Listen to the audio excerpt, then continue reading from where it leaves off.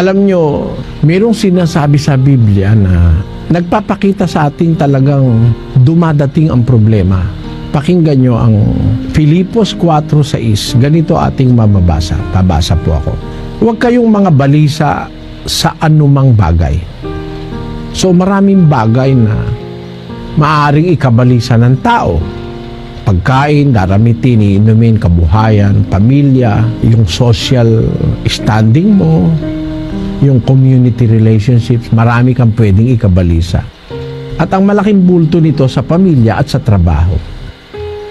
Pero merong sinasabi ang salita ng Diyos, huwag kayong mga balisa sa anumang bagay, kundi sa lahat, nakita niyo yun? Sa lahat ng mga bagay, sa pamamagitan ng panalangin at daing na may pagpapasalamat, ipakilala ninyo ang inyong mga kahilingan sa Diyos.